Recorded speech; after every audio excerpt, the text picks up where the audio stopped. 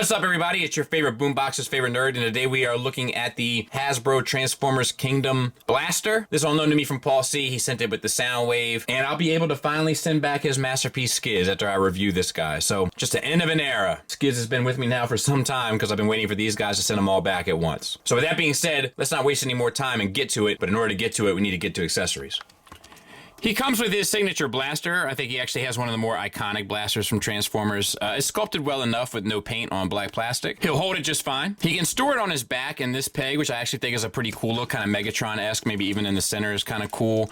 You can store it on obviously any 5mm port, but I do kind of like the look of the blaster on his back, so to speak. You can store the gun also on the back of the alt mode, you know, in any 5mm port, or at the top here if you so desire, or sit it across there, whatever you like. He also comes with Eject, and it's blue translucent plastic. The reason for that is because they use the blue translucent for his chest piece. I'm not sure how I feel about that. Probably would have been better to just go blue plastic across the board with the gold accents on it. Now, I have no idea how to transform this guy, but it is a tradition here that we just try to figure tapes out. So, this one can't be too hard, I imagine. We have a little face there in the back, I see. Let's see if we can get that little bad boy out of there. And we'll swivel that around. And then we have arms. And legs. And the feet are already in there. So pretty simple. The hands are just part of it, I guess. I'm not crazy about that. But pretty simple. Head obviously is on the ball peg. We do have some orange and blue paint on there. You get a swivel, you get a great bit up because of the transformation, and a little bit down. No waist swivel. The arms basically act as universals. You get up to pretty much 90 degrees and around, with an elbow bend at a ball peg, which basically gives you the bicep swivel as well. Same for the other side, and then the lower legs get you the full Monty, the full Van Damme. Not really a thigh swivel proper, but you get it at the knee, which is also on a ball peg, and get you the full run. So I think decent enough. Not setting the world on fire by any stretch of the imagination, but decent enough. We'll start with the head sculpt, and I think it looks great. The face is painted silver over top of red. It works okay. And the eyes are painted metallic blue. And then the little crest up there is painted silver. I think it works.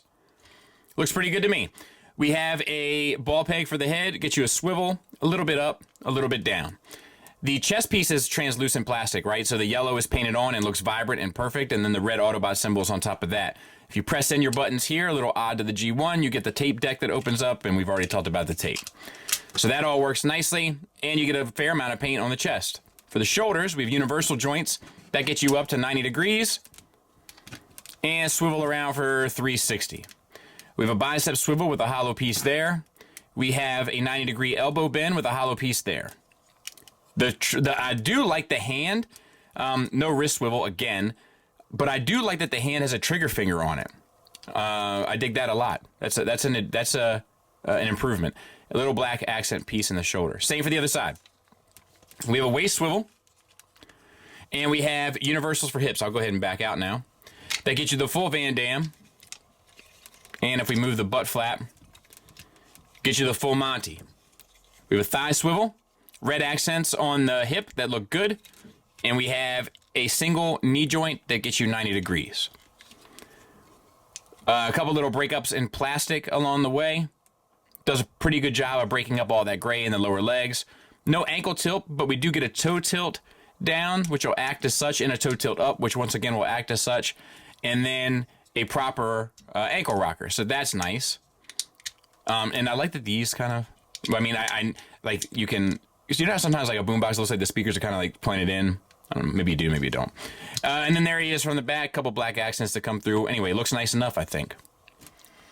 Size comparison wise, there he is once again with the Studio Series Soundwave and a Kingdom Seeker, I believe is Kingdom. Hopefully that gives you some sort of kind of idea of what you're working with there. I don't really have a whole lot to offer you in terms of relative, or relevant, I should say, size comparisons. I have a lot to offer with relative size comparisons, not a lot to offer with relevant size comparisons. Let's get him transformed. So open up this backpack here. It will get stuck a bit. It'll go one notch beyond that. Tuck the head in, close that up. Now, let's see here. I'm gonna bring these arms up. We're gonna rotate it so that the forearm can cover the bicep.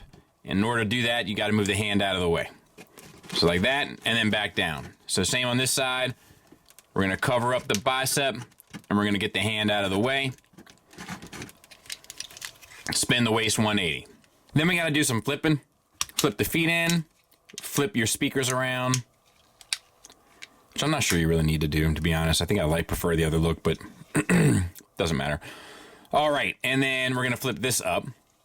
Then we're going to rotate at the thighs, open some flaps, flip the flap, flip the flap. This tab is gonna go into there, and then spin this piece around. And then same for this side. Flip the flap, flip the flap.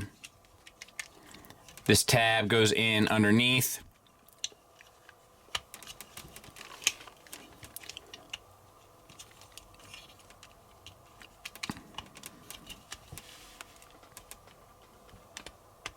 There we go. And then spin this around.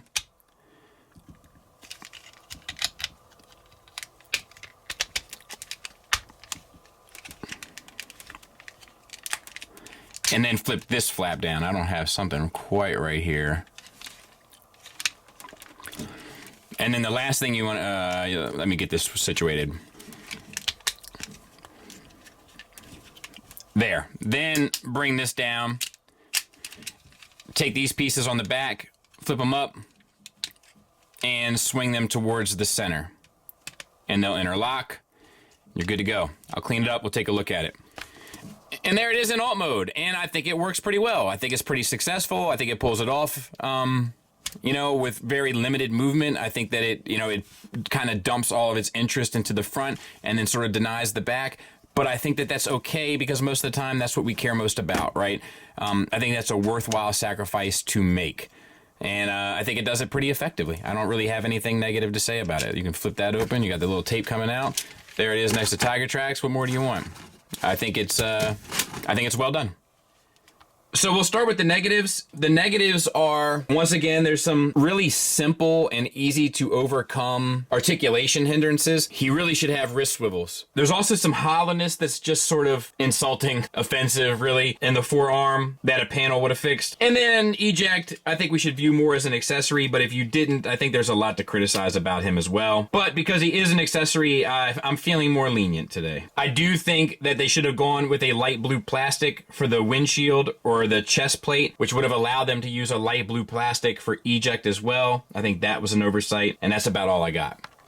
Positives wise, I think the alt mode works really well. The transformation to get to alt mode works really well. Most of the articulation is there. The materials are what you would expect, but that doesn't make them bad. I love that he has like the pointing finger or trigger finger. Now I know that the finger is there to press eject on the buttons, even though that doesn't really work. I think that they should start incorporating that more so into their line so it looks like they're actually using the weapon with some sort of real intention. I think the head sculpt is good, and the paint, although it is a little scarce, it is there and it is done well, and it does cause enough color breakout where I think it's successful. So this one is a recommend from me. Thanks for listening. Thanks for watching. Until next time, take care.